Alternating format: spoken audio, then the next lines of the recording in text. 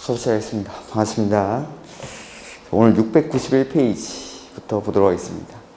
그래서 저번 주에 했던 게 주택법에서 용어의 정의, 그 다음에 건설에서 등록이랑 조합, 그 다음에 오늘 할 게 세 번째가 사업계획 승인. 그리고 이제 건축법에서는 건축 허가를 받는다면 주택법에서는 사업 계획 승인을 받죠.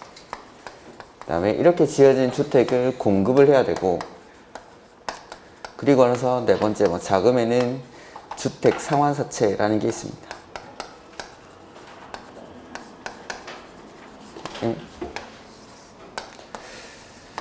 페이지가 691페이지. 주택이 건설되는 절차를 한번 써보면, 첫 번째, 사업 주체가 되려는 사람은 미리 등록을 해야 됩니다. 이 등록의 요건이 저번 주에 연간 단독주택은 20호, 공동주택은 20세대, 대지조성 사업은 1만 제곱미터 이상. 근데 도생의 경우에는 30세대 이상. 이러한 사업을 할 때는 미리 국장에게 등록을 해야 된다는 거. 그 다음에 등록을 하고 나서 이제 사업에 착수를 할 때에는 먼저 사업계획 승인을 받아야겠죠. 그 다음에 사업계획 승인을 받고 나서 착공을 합니다. 착공할 때는 허가랑 마찬가지로 공사계획을 신고해줘야 되고, 그 다음에 공사가 완료되고 나면 우리 건축법에서는 건물 쓰기 전에 못 받았죠. 사용 승인. 근데 주택법에서는 이걸 사용검사라고 부릅니다. 사용검사. 이렇게. 자, 해서 사업계획 승인부터 나오는데, 첫 번째는 사업계획 승인의 대상입니다. 어떤 행위를 할 때 사업계획 승인을 받는지. 그래서 내가 지으려는 건물의 개수가, 지금 짓는 건물의 개수가 한 번에 짓는 게 단독주택은 30호, 공동주택은 30세대, 대지조성사업은 1만 제곱미터 이상일 때 사업계획 승인을 받는다라는 겁니다. 이렇게. 그러니까 이 사업계획 승인 대상이 아닌 것들은 다 건축허가 대상이라고 보시면 됩니다. 이런 것들 할 때는 사업계획 승인을 받고, 그 다음에 나머지 여기에 해당하지 않으면 건축허가 대상이다. 다만 예외적으로 50호, 50세대부터 사업계획 승인을 받는 것들이 있습니다. 그래서 원칙은 한 번에 짓는 건물의 개수가 30호, 30세대, 1만 제곱미터 이상일 때 사업계획 승인을 받는데, 예외적으로 50호, 50세대부터 사업계획 승인을 받는 것. 그래서 첫 번째가 공공택지에 해당하는 공공사업으로 조성된 용지를 개별 필지로 구분하지 아니하고 일단의 토지로 공급받아 건설하는 단독주택, 그냥 단독주택 단지라고 하죠.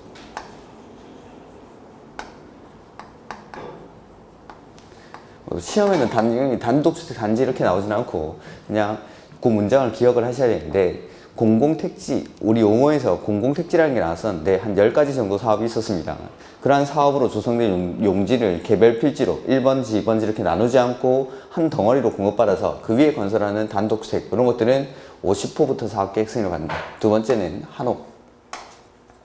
그러니까 원래는 30개부터 사업계획 승인을 받아야 되는데 50개부터 사업계획 승인을 받는다는 건 규제를 완화해 주는 겁니다. 규제를. 그러니까 49개까지는 허가받고 많이 지으라는 거죠. 그 다음에 50세대부터 사업계획 승인을 받는 건, 첫 번째, 도시형 생활주택에는 종류가 세 가지가 있었죠.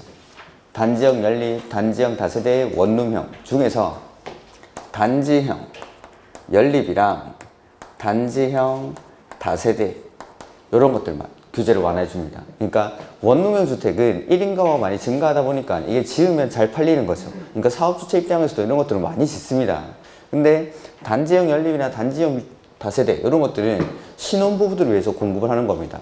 도시지역에서 주거생활이 불안정한 계층들을 위해서 공급하는 게 도시형 생활주택입니다. 원룸형 주택은 1인 가구를 위해서, 단지형 연립이나 단지형 다세대 이런 것들은 신혼부부들을 위해서 공급하는데, 이런 우리가 흔히 빌라라고 부르는 거, 이런 거 가지고 결혼하러 가면은 결혼할 수 있습니까? 못하죠. 우리 딸을 어디 가면 아파트 안 사면 안 돼 이러면서 제가 그래서 아직 결혼도 못하고 이걸 안 짓는 겁니다.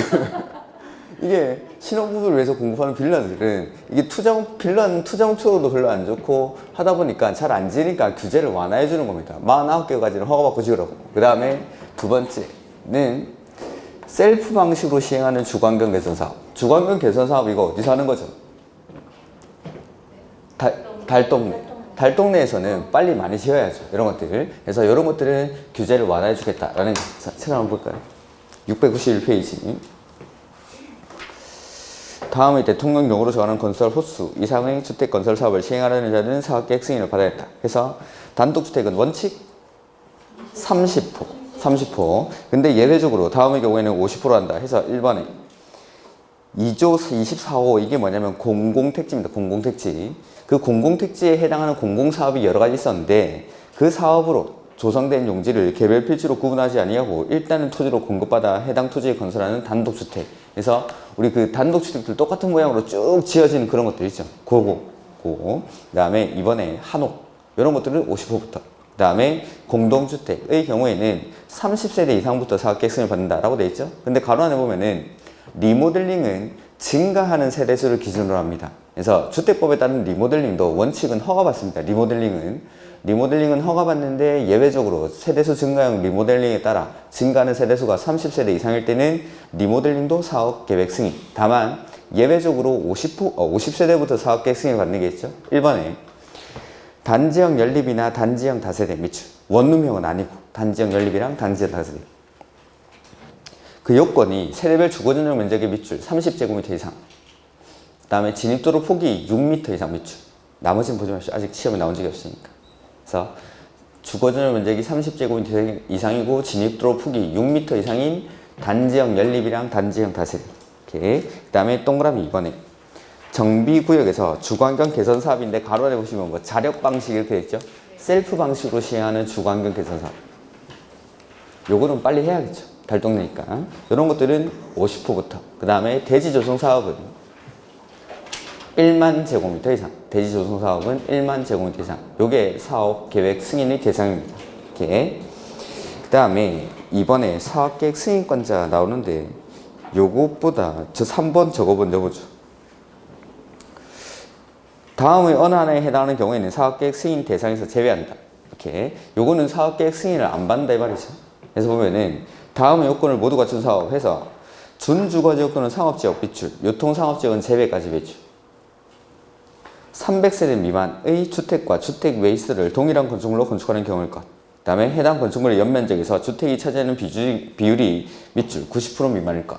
자, 이게 뭐냐면 준주거지역 이나 상업지역, 여기 어디라고 했죠? 역세권. 1인 가구도 많이 사는 곳. 그러니까 역세권이니까 여기는 오피스 빌딩들이 되게 많을 겁니다. 즉 도시의 중심지라고 생각하시면 됩니다. 이런 중심지에는 낮이 되면은 사람들이 일하러 많이 오겠죠. 그럼 밤이 되면은 외곽에 있는 주거지역으로 이제 사람들이 빠져나가는 겁니다. 상주 인구가 많이 없죠. 밤이 되면은 이 도시 중심부, 여기가 시커멓게 텅 비어버리는 거. 이걸 학계로 해서 뭐라 부르죠? 도심 공동화 현상이라고 하죠. 이러한 것들을 방지하기 위해서 준주거지역이나 상업지역의 상주 인구를 늘려주기 위해서 해서 이런 데다가 주택과 주택 외이스를 동일한 건축물로 건축하는 경우, 즉 주상복합입니다. 이게. 그래서 300세대 미만으로 주상복합 지을 때 그 중에서 주택의 비중이 90% 미만인 것들은 사업계획 승인 대상에서 제외한다 라는 건 그냥 지으면 됩니까? 허가받고 지으면 된다. 사업계획 승인 대상이 아닌 건 다 허가 대상이니까 이런 것들은 그러니까 도심 공동화 현상을 방지하기 위한 목적이라고 생각하시면 됩니다. 그래서 준주거지역이나 상업지역에서 주상복합을 300세대 미만으로 지으면서 주택의 비중이 90% 미만인 경우에는 이런 것들은 사업계획 승인 대상에서 제외하니까 허가만 받고 많이 지으라는 겁니다. 역세권에 짓는 주상복합 같은 것들, 광명역 앞에도 이런 거 되게 많은 것 같은데 이런 것들은 그냥 허가받고 지을 수도 있다라는 거. 그러니까 사업계획 승인을 받게 되면은 우리가 주택법에서 배우는 이 공급에 관한 규제들을 다 적용받게 됩니다. 이런 것들을 피할 수가 있는 거죠. 건축 허가만 받으면 그냥 돈 주고 사고 팔고 하면 되는 거. 주택법에서 사업계획 승인을 받아 짓게 되면은 주택법에 따른 공급 절차에 따라서 공급을 해야 되는데 요거는 그냥 돈 주고 사고 팔고 하면 되는 겁니다. 이렇게 이런 것들은 사업계획 승인 대상에서 제외하겠다라는 거. 요까지가 사업계획 승인 대상이고 하나 더 봐야 되는 게 있는데 어디 있는지 모르겠네요. 일단 요 좀 이따가 그 다음에 이번에 사업계획 승인권자죠.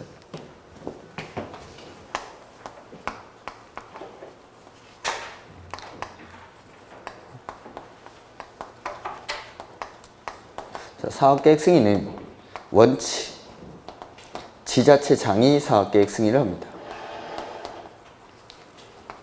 이 지자체장을 면적을 가지고 구분하는데 면적이 10만 제곱미터 이상인 경우에는 특별시장, 광역시장, 도지사, 대도시시장 이렇게. 근데 면적이 10만 제곱미터 미만일 때는 특별시장, 광역시장, 시장, 군수가 사업계획 승인을 합니다. 근데 예외적으로 이 사업계획 승인을 국장이 하는 경우가 있다라는 거.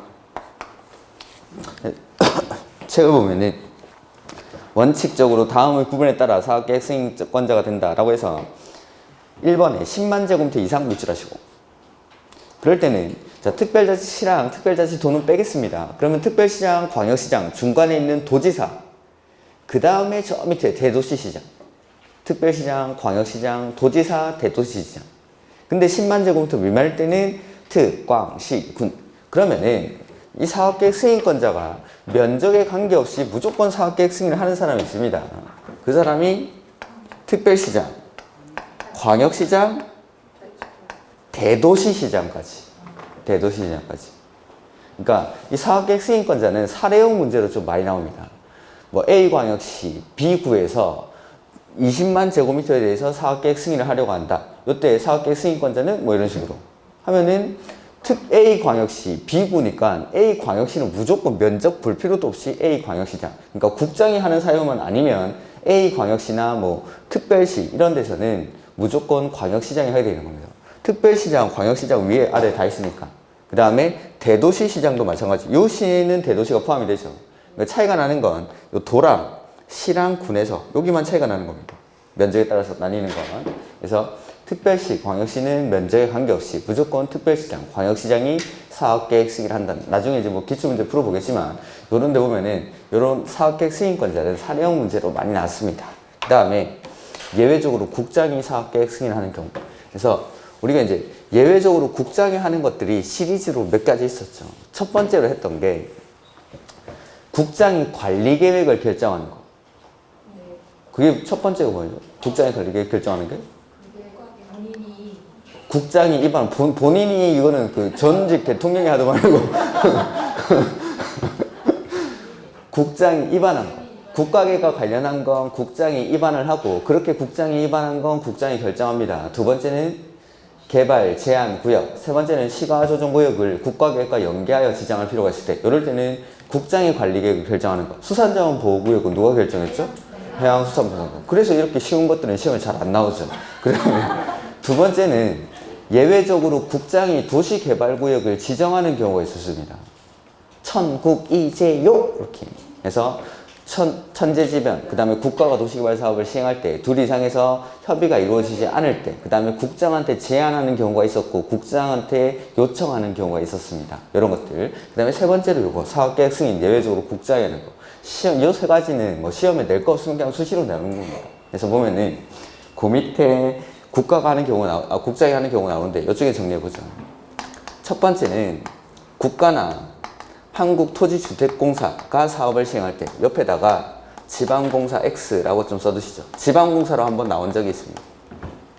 국가나 주공이 사업할 때. 두 번째는 330만 제곱미터 이상의 택지개발 사업이나 도시개발 사업을 추진하는 지역 중 택지개발 사업의 택 동그라미, 도시개발 사업의 도 동그라미 330만 미출하시고, 국장이 지정구시하는 지역 매출 에서 주택건설 사업을 시행하는 것. 그 다음에 세 번째는 이건 뭐 사유들이 너무 많아가지고 수도권이나 광역시의 긴급한 주택난 해소 내지는 지역 균형 개발이나 광역적 차원의 조정이 필요해서 여기도 밑줄하죠. 국장이 지정고시 하는 지역에서 주택건설 사업을 시행하는 것. 그 다음에 네 번째는 국가, 지자체, 주공, 지방공사, 공공이죠. 공공이 총 지분의 50%를 초과 출자한 위탁관리 부동산 투자회사가 사업을 시행하려고 할 때, 이럴 때는 사업계획 승인을 국장이 합니다. 이것도 뭐 사례형으로 되게 많이 나오죠. 그래서 보면은 국가나 주공이 사업을 시행하려고 할 때, 그 다음에 지방공사는 아니라는 거. 지방공사로 한번 나온 적이 있으니까. 그 다음에 330만 제곱미터 이상. 330만 제곱미터 이상이면 100만 평이죠. 이렇게 면적이 넓은 것들은 지자체장은 택도 없다 이 말이에요. 택도 없다. 지자체장은 택도 없으니까 국장이 합니다. 오케이. 그 다음에 수도권이나 광역시의 긴급한 주택난 해소. 왜 이렇게 반응이 늦습니까? 그때 웃어야지. 한참 생각해보니까 재밌습니까? 330만 제곱미터 이상은 택도 없다. 지자체장은. 그러니까 국장이. 그 다음에 수도권이나 광역시의 긴급한 주택난 해소 내지는 지역 균형 개발, 광역적 차원의 조정이 필요해서 국장이 지정고시한 지역 안에서는 둘 다, 2번, 3번 둘 다 국장이 지정고시한 지역에서 주택 건설 사업을 시작할 때. 네 번째는 공공이 총 지분의 50%를 초과 출자한 위탁관리 부동산 투자회사가 사업을 할 때. 요게 예외적으로 국장이 하는 것들. 그래서 요거는 이제 문제 풀어보면서 계속 이렇게 나오는 거야, 이렇게 나오는 거라 외워놓고 문제로 좀 적응을 하셔야 됩니다. 예. 그 다음에 요게 이제 사업계획 승인권자 두 번째죠. 그 다음에 아까 3번은 아까 했었고, 그 다음에 사업계획 승인의 절차라고 나오는데, 사업계획 승인을 받으려는 자는 사업계획 승인 신청서에 주택과 부대시설 및 복리시설 배치도 뭐 등등등을 사업계획 승인권자에게 제출해야 한다라고 되어 있고, 뒤에 공구별로 사업을 하기 위해서는 전체 세대수가 얼마 이상이어야 하죠? 600세대 이상. 공구별 세대수는 300세대 이상이니까. 그 다음에 사업계획 승인의 변경. 승인받은 내용을 변경하려면 뭐가 되죠? 승인받은 거 변경할 때는 승인. 이렇게. 그 다음에 뭐 사업계획 포함 뭐 이런 것들 됐고, 사업계획 승인하고 나면 고시해야 된다라는 거고, 6번. 가로 1번을 보면은 사업계획 승인권자는 사업계획 승인 신청을 받았을 때는 정당한 사유가 없으면 신청받은 날부터 밑줄 60일 내 제출 주문에 나온 적이 있어가지고 승인 여부를 통보. 그 다음에 2번, 3번, 4번 이런 것도 보지 마십시오. 그 다음에 5번에 사업계획의 이행 및 취소 이렇게 나오죠.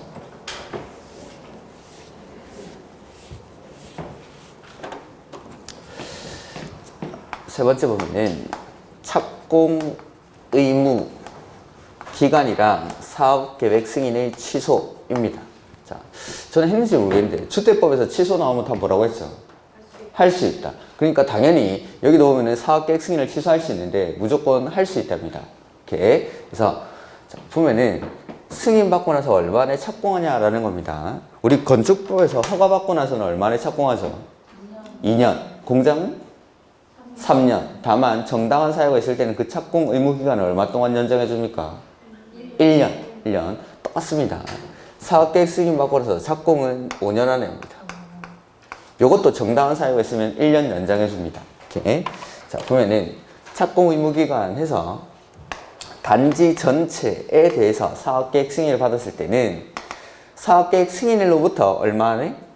5년 내에 착공을 합니다. 근데 공구별로 분할하는 내용으로 사업계획 승인을 받았을 때는 최초로 공사를 진행하는 공구, 요거는 똑같이 승인일로부터 5년 내에. 근데 최초의 공구, 외의 공구는 최초 착공 신고일로, 맞죠? 최초 착공 신고일로부터 2년 내에 착공을 해야 됩니다. 요게 착공 의무 기간. 그래서 보면은 사업의 착수라고 해서 사업 주체는 승인받은 사업계획대로 사업을 시행해야 되고 다음의 구간에 따라 공사를 시작해야 한다. 다만 사업계획 승인권자는 대통령령으로 정하는 정당한 사유가 있다고 인정하는 경우에는 사업 주체의 신청을 받아 그 사유가 없어진 날부터 1년 동안에 매시고 맨 끝에 연장할 수 있다. 그 다음에 중간에 있는 말은 제가 그냥 간단하게 정리를 할 겁니다. 해서 밑에 보면은 공구를 분할하지 않고라고 돼 있죠. 요거는 전체에 대해서 사업계획 승인을 받았을 때는 승인받은 날로부터 얼마 안에? 5년. 그 다음에 최초로 공사를 진행하는 공구는 5년. 근데 최초의 공구, 외의 공구는 2년. 공구별로 했을 때는 최초로 공사를 진행하는 공구는 5년. 최초의 공구, 외의 공구는 2년. 최초 착공 신고일 밑줄 해놓고 승인일로부터 2년이 아닙니다. 최초 착공 신고일로부터 2년. 그 다음에 아까 1년 연장해준다고 했죠. 그 앞에 보면 막 길게 써져 있는데 무슨 말이냐면 요거 5년짜리들만 1년을 연장해 주겠다라는 겁니다. 그러니까 최초의 공구, 외의 공구는 이건 연장이 안 됩니다. 5년짜리들만. 그래서 자 보면 여기 아파트 단지 전체에 대해서 사업계획 승인을 받았습니다. 그러면은 승인받은 날로부터 얼마 안에 착공하죠? 5년.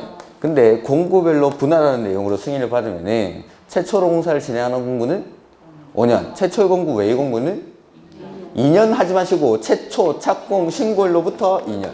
이렇게. 그 다음에 사업계획 승인권자에게 신고라고 되어 있는데 공사를 시작할 때에는 사업계획 승인권자에게 신고해줘야 된다라는 거죠. 다음 페이지. 그 다음에 사업계획 승인의 취소. 자, 우리 건축 허가 받고 나서 2년, 공장은 3년 안에 착공 안 하면 허가 어떻겠죠? 취소하여야 한다. 허가는 취소하여야 한다. 그 다음에 착공은 했는데 공사 완료가 불가능할 때, 그 다음에 착공 신고 전에 경공매 등으로 대지의 소유권을 상실한 때부터 6개월이 경과했는데도 착공이 불가능하다고 판단될 때에는 허가를 취소하여야 한답니다. 근데 이것도 사유는 똑같은데 여기서는 할 수 있답니다. 사유는 똑같습니다. 보면. 그래서 사업계획 승인권자는 다음의 어느 하나에 해당하는 경우에는 밑줄 승인을 취소할 수 있다.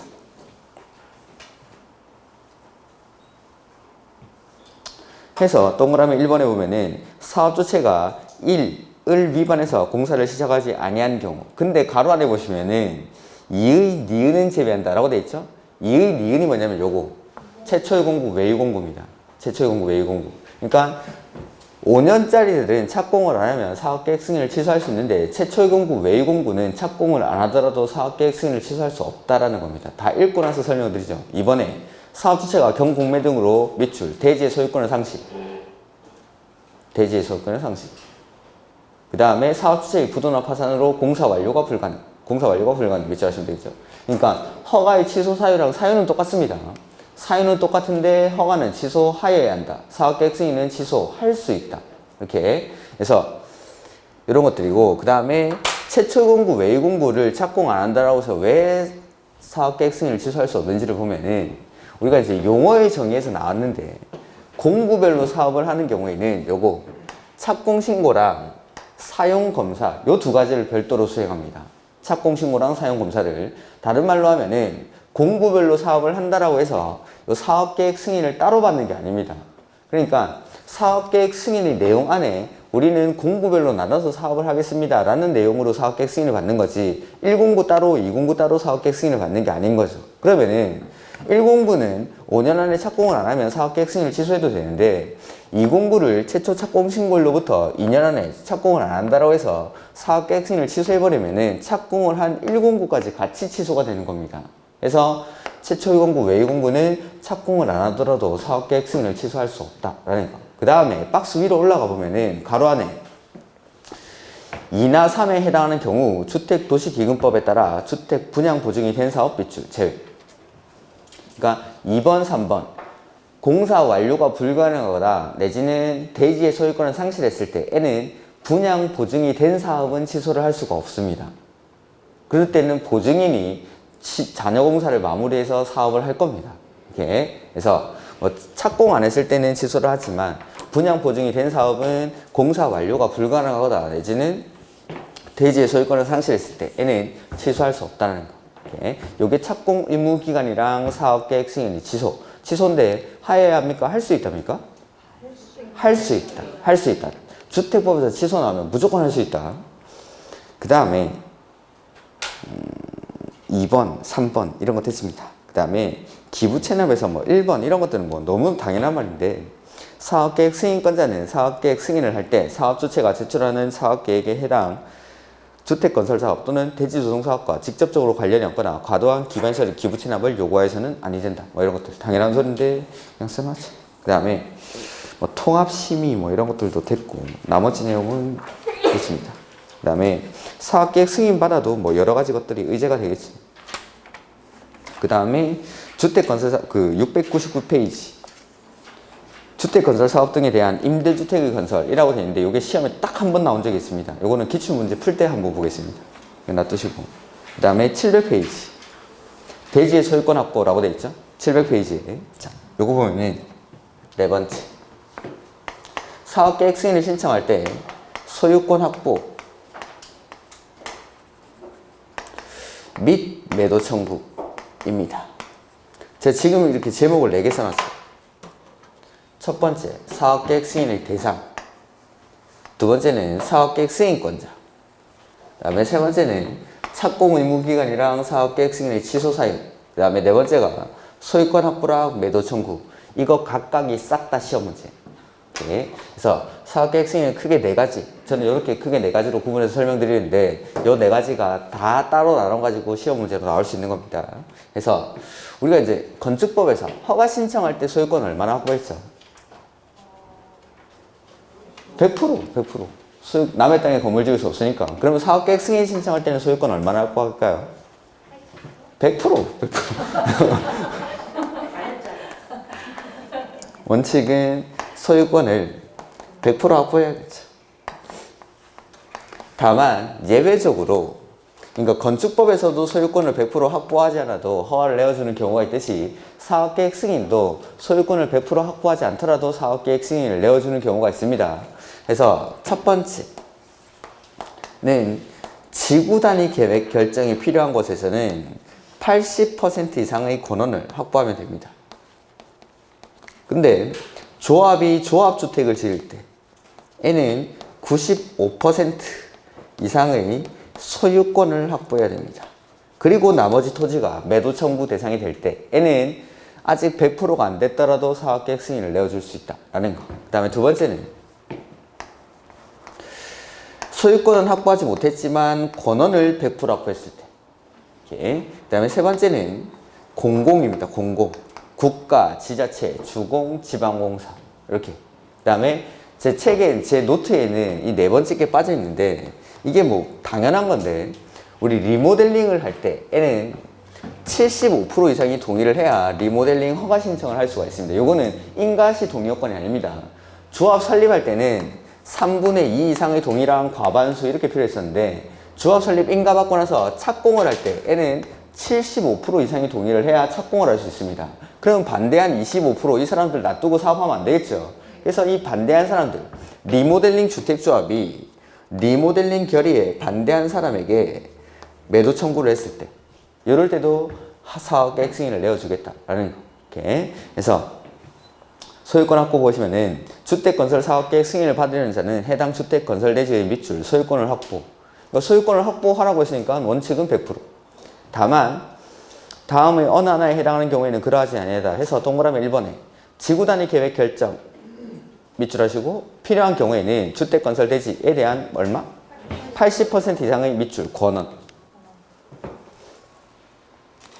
근데 조합의 경우 밑줄 하시고 주택조합은 95% 이상의 소유권 밑줄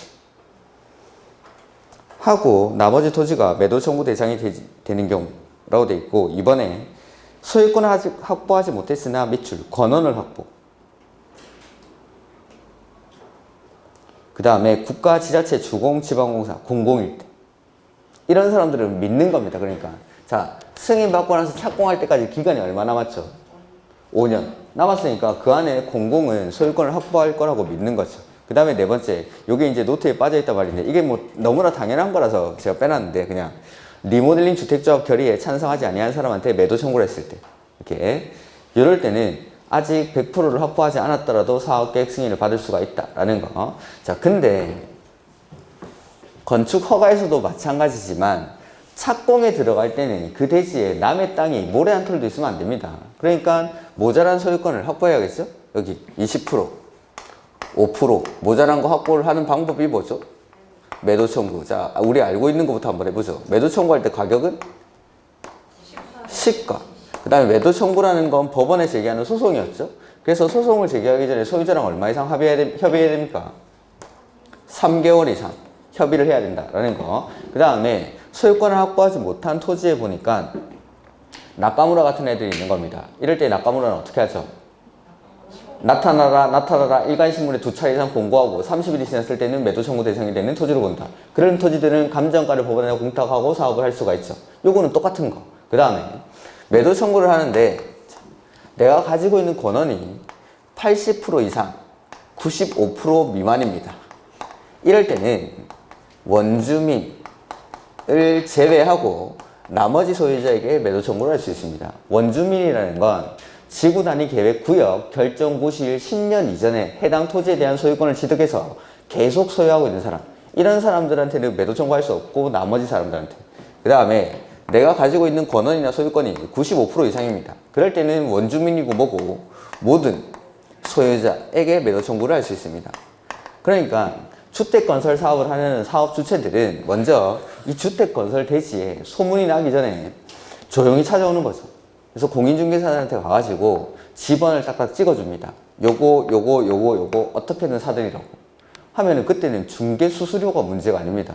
수수료 이상 엄청난 돈을 지급합니다. 이 사람들 땅부터 사드리겠죠. 당연히 원주민 땅부터 소문나기 전에. 그래서 이 사람들 땅을 없애놓고 그 뒤에 이제 주택건설 사업계획을 발표를 하는 거죠. 이렇게 토지 가격이 오르기 전에. 이렇게. 이런 원주민들 땅을 없애는 겁니다. 먼저 조용히 와가지고. 이렇게. 그렇게 사업을 해야겠죠. 당연히. 그래서 공사 시작의 요건 뭐 이렇게 돼 있는데 밑에 사업 주체가 신고한 후 공사를 시작하려는 경우 사업계획 승인을 받은 주택건설 대지에 매도 청구 대상이 되는 대지가 포함되어 있으면 해당 매도 청구 대상 대지에 대해서는 그 대지의 소유자가 매도에 합의를 하거나, 그러니까 아직 소유권은 안 넘어왔더라도 합의만 한 경우면 됩니다. 내지는 승소 판결 밑줄. 그래서 가로 안에 보면 확정되지 아니한 판결을 포함한다고 있는데 확정 판결을 요하는 게 아니다라는 뜻입니다. 그러니까 이 법원의 판결이 확정되는 방법이 크게 두 가지가 있습니다. 보면은 우리 이제 3심제를 보장하고 있다 보니까 1심 선고가 나오고 나서 여기에 대해서 패소한 사람이 상소를 제기하지 않으면 1심 그대로 확정이 됩니다. 내지는 패소한 사람이 계속 상소를 제기해가지고 3심까지 갔다 라고 하면은 대법원 판결이 나오면 확정이 되겠죠. 근데 대법원 판결이 나오려면 보통 얼마나 걸리죠? 한 2년, 최고 빠르면 2년, 3년? 그럼 2년, 3년 동안 사업 못하고 있으면 안 되겠죠. 그래서 확정 판결은 필요가 없고 승소 판결만으로도 사업에 착수를 할 수 있다라는 겁니다. 이렇게. 그 다음에 매도 청구 보시면은 사업 주체는 다음에 따라 주택건설 대지 중 사용할 수 있는 권한을 확보하지 못한 대지의 소유자에게 그 대지를 가격은 시가. 그 다음에 매도 청구 과정에 얼마 이상 협의하죠? 3개월. 이렇게. 그 다음에 다음 페이지 넘겨보시면 내가 가지고 있는 게 95% 이상의 권한을 가지고 있습니다. 이럴 때는 누구한테? 모든 소유자. 95% 이상일 때는 모든 소유자. 근데 80% 이상 95% 미만일 때에는 지구단위 계획 결정 10년 이전부터 해당 대지에 대한 소유권을 취득해서 계속 소유하고 있는 사람. 이 사람은 그냥 한마디로 원주민. 이 사람 빼고 나머지 사람한테. 그 다음에 리모델링 주택조합도 리모델링 결의에 반대한 사람에게 매도 청구할 수 있습니까? 네. 75%가 동의하면 되니까 나머지 25%에게 매도 청구를 할 수 있습니다. 이렇게 주택뿐만 아니라 토지뿐만 아니라 주택, 건물에 대해서도 매도 청구를 할 수 있다는 거. 그 다음에 뭐 3번 준용 이런 것들은 됐습니다. 그 다음에 12번 옆에 요게 바로 나카무라. 일간신문에 2차례 이상 공고하죠. 나타나라. 근데 안 나타나죠. 그러면 30일이 지났을 때는 매도 청구 대상이 되는 토지로 본다. 그 다음에 이런 토지들은 감정가를 법원에서 공탁하고 사업을 할 수가 있다라는 거. 이렇게. 요까지가 사업계획 승인에 관한 내용입니다. 그래서 자, 요 네 가지 제가 노트에도 그대로 정리를 해놨죠. 첫 번째, 사업계획 어떨 때 사업계획 승인 받는지. 두 번째는 누구한테 사업계획 승인 받는지. 그 다음에 세 번째는 착공 의무 기간이랑 어떨 때 사업계획 승인을 취소할 수 있는지.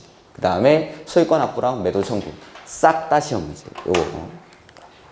그 다음에 타인 토지 출입 이런 것들은 제가 5월달에 정리하겠습니다. 지금 여기서부터 나오는 거 여기서부터 어디까지냐면 708페이지. 요거는 다음에 한번 정리를 할 겁니다. 제 노트에는 정리가 돼 있는데 요거는 다음에 제가 한번 정리를 해드릴 거고, 주택의 설계, 시공 이런 건 안 볼 겁니다. 여기 708페이지 보면 밑에 주택의 건설이라고 돼 있죠. 거기부터는 그냥 보지 마십시오. 보지 마시고 어디까지냐면 감리자도 그냥 기출문제 정도로 보고 720페이지까지 그냥 싹 보지 마십시오. 720페이지까지.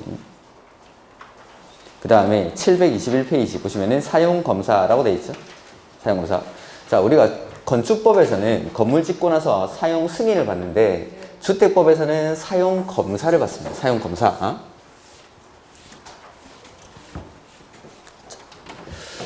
이 사용 검사를 누가 하냐라는 건데, 원칙은 시장, 군수, 구청장이 하는데 예외적으로 사용 검사를 국장이 하는 경우가 있습니다. 어떻게 구분하냐면 이 사업계획 승인권자가 누구냐에 따라서 구분합니다. 그래서 지자체장이 사업계획 승인을 했을 때는 시장, 군수, 구청장에게 사용검사를 신청하고, 예외적으로 국장이 사업계획 승인한 경우에는 국장에게 사용검사를 신청합니다. 그러니까 사업계획 승인을 누가 했냐에 따라서 사용검사를 누구한테 받는지가 달라지는 겁니다. 그래서 보시면은 사업주체는 사업계획 승인을 받아 시행하는 주택건설사업 또는 대지조성사업을 완료한 경우에는 주택 또는 대지에 대해서 국토교통부 영으로 정하는 바에 따라 원칙은 누구한테? 시장, 군수, 구청장. 근데 가로 안에 보면은 그 국가 또는 한국토지주택공사가 사업주체인 경우와 국토교통부 장관의 사업계획 승인을 받은 경우에는 누구한테? 국장한테. 그래서 국장에게 사업계획 승인을 받은 경우에는 사용검사도 국장에게 신청을 합니다. 이렇게. 그 다음에 다만 15조 3항에 따라 사업계획 승인을 받은 경우에는 완공된 주택에 대해서 밑줄 공구별로 사용검사. 자, 아까 말씀드렸지만 공구별로 사업을 할 때는 요거 착공신고랑 사용검사를 별도로 수행합니다. 그래서 공구별로 사업을 할 때 최초로 공사를 진행하는 공구는 착공신고를 승인일로부터 5년 안에, 최초 공구 외의 공구는 최초 착공신고로부터 2년 안에 착공신고를 따로 했죠. 그러니까 사용검사도 별도로 할 수 있다. 공구별로. 그 다음에 사업계획 승인 조건의 미이행 밑줄이었죠. 미이행 등 대통령령으로 정하는 사유가 있는 경우에는 공사가 완료된 주택에 대해서 밑줄 동별로 사용검사를 받을 수 있다. 그 대통령령으로 정하는 사유는 그렇게 중요하지 않고 하나만 기억해야 되는 게 사업계획 승인 조건의 미이행입니다. 미이행. 이행 아니고 미이행입니다. 미이행, 이행 아니고 미이행. 저는 말했습니다. 이제 틀려도 모릅니다. 이행 아니고 미이행. 사업계획 승인 조건을 이행하지 아니한 경우 뭐 이렇게 나옵니다. 미이행일 때. 그러니까 이행을 했으면 단지 전체에 대해서 사업계획 승인을 사용검사를 받았겠죠. 근데 이행을 안 했으니까 이행을 한 동에 대해서 동별로 별도로 사용검사를 할 수가 있다라는 거. 그 다음에 뭐 예외적 사용검사라고 되는데 이건 뭐냐면 의제사항 이런 거 됐고, 자, 사용검사는 누가 신청할까요? 누가 신청을 하죠? 이거 사용검사 해주세요. 그렇죠. 사업주체, 공사한 사람. 사업주체가 신청을 하는 게 원칙인데 이 사업주체가 파산했거나 내지는 정당한 사유 없이 사용검사를 신청하지 않을 때에는 누가 하냐라는 겁니다. 사업주체가 파산한 경우에는 첫 번째, 시공을 보증한 사람. 이 보증인이 잔여공사를 마무리하고 사용검사를 신청할 수 있습니다. 근데 보증인이 없거나 보증인도 파산했을 때, 이럴 때는 입주 예정자, 대표회의가 역시 시공자를 선정해서 잔여공사를 마무리하고 사용검사를 신청할 수 있다. 이럴 때는 순서대로. 그래서 보증인이랑 입주 예정자가 사용검사를 할 수 있는데 정당한 사유 없이 안 할 때는 보증인, 입주 예정자 뿐만 아니라 시공자도 사용검사를 신청할 수 있습니다. 이 시공자가 공사비 받아야 되니까, 돈 받아야 되니까. 이런 것들 한번 보죠. 이래도 불구하고 가로 3번에 다음의 구간에 따라 사업 주택을 시공 보증한 자 내지는 시공자, 입주 예정자는 대통령령으로 정하는 바에 따라 사용검사를 받을 수 있다. 해서 1번에 사업 주체가 파산 등으로 사용검사를 받을 수 없는 경우에는 보증자랑 입주 예정자, 그 다음에 정당한 이유 없이 사용검사를 위한 절차를 이행하지 않는 경우에는 시공자, 입주 예정자 뿐만 아니라 보증자, 이렇게 보증자, 시공자, 입주 예정자. 그 다음에 여기는 안 나와 있으니까 일단 놔두죠. 그래서 파산했을 때는 보증인이 하고, 보증인이 없거나 보증인도 파산했을 때에는 입주 예정자가, 근데 정당한 사유 없이 할 때는 보증인, 입주 예정자 뿐만 아니라 여기 시공자가 들어가는 거. 이렇게. 그 다음에 사용검사 후 사용 의무. 그래서 당연히 주택을 사용하려면 사용검사를 받은 후가 아니면 사용을 할 수가 없다라는 겁니다. 이렇게. 그 다음에 6번에 옆에 가로 6번에 우리 건축법에서 사용 승인은 며칠 안에 했죠? 사용 승인은 7일. 사용 승인은 7일. 요거는 15일. 14일 아닙니다. 15일. 그래서 건축법에서는 사용 승인, 주택법에서는 사용 검사, 사용 승인은 7일 안에, 사용 검사는 15일 안에. 7일 보름, 7일 보름, 7일 보름, 7일 보름 이렇게. 사용 승인은 7일, 사용 검사는 15일. 14일 아닙니다. 15일. 그 다음에 하자 보증금 면제. 이런 건 됐습니다. 그냥 두시고. 그 다음에 공업화 주택의 인정이라고 부정하십시오. 그 다음에 728페이지. 자, 여기까지. 사업계획 승인까지가 이제 주택의 건설이고 공급이 나왔죠. 일단 이거 지금 따라서 하기 그러니까 이거 좀 일찍 있지만 조금 일찍 쉬었다가 나중에 나머지 보도록 하죠.